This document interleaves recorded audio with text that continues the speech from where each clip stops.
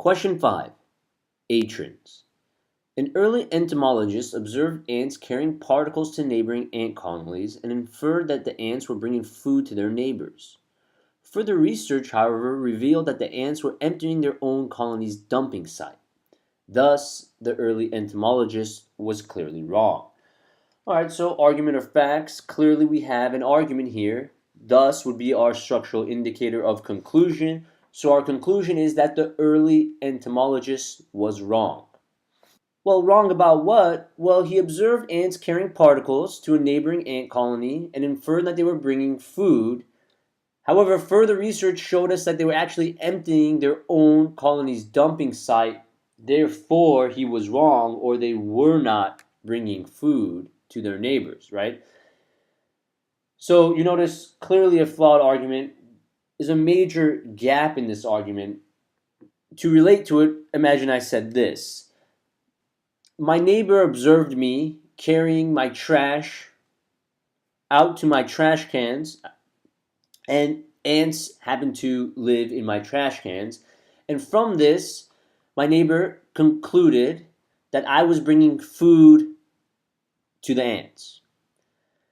Later on, it was determined that I was actually bringing out my trash, and therefore my neighbor would say I was not bringing food to the ants. And you notice how that's a major gap, right? Just because it's trash doesn't mean it's not food, right? As an example of humans bringing out trash would clearly demonstrate, some people's trash is another person's treasure, right? Ants eat garbage, so just because this is a dumping site, how does that make it true that the entomologist was wrong? It's possible that not only were they emptying their colony's dumping site, but they were also bringing food because the dumping site had particles of food in it. So now we turn our attention to the question stem. Atron's conclusion follows logically if which one of the following is assumed. Again, follows logically if. So strengthen with sufficient premise question. So not only trying to strengthen this argument, trying to find the super premise that will 100% guarantee the conclusion. And again, the conclusion was that this early entomologist was wrong. All right, so now let's take a look at A. Ant societies do not interact in all the same ways that human societies interact.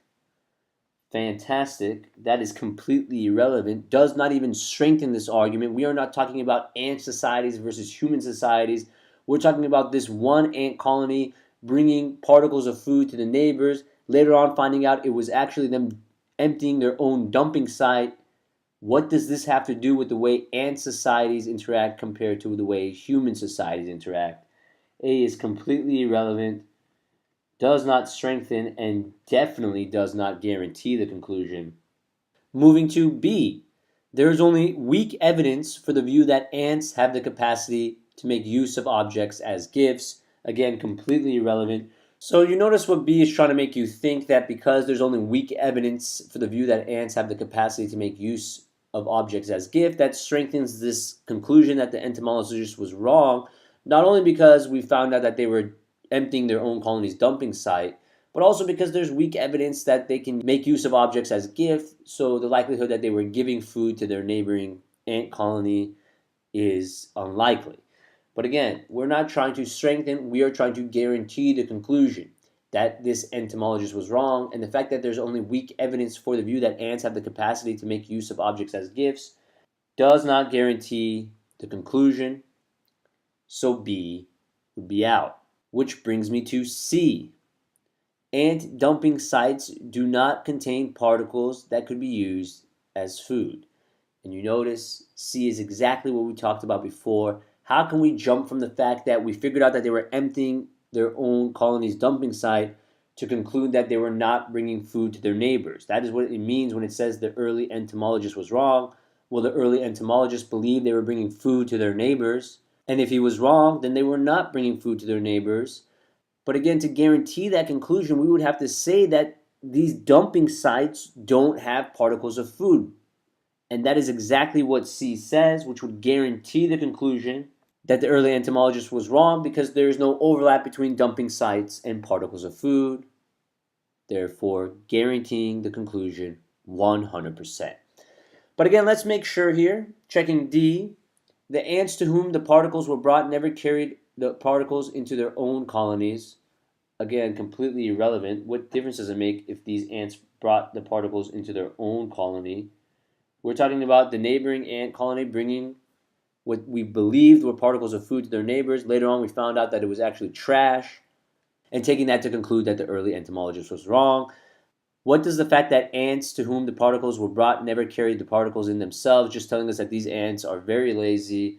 Basically, some royalty ants that we have, they don't lift a finger themselves. But what does that have to do with this argument? You notice it doesn't have anything to do with it, doesn't strengthen, definitely doesn't guarantee. Moving to E, the entomologist cited retracted his conclusion when it was determined that the particles the ants carried came from their dumping site. And E clearly strengthens this. The entomologist retracted his original statement after it was found that they were emptying their trash. But again, we're not just trying to strengthen this argument, we're trying to 100% guarantee it. And just because the entomologist retracted his own statement doesn't mean he was actually wrong. He could have done it because he felt ashamed, embarrassed, right? So E, again, does not guarantee the conclusion that he was wrong. It definitely strengthens it, but this is a strengthen with sufficient premise question. So not only must we strengthen, we must find the super premise that 100% guarantees the conclusion.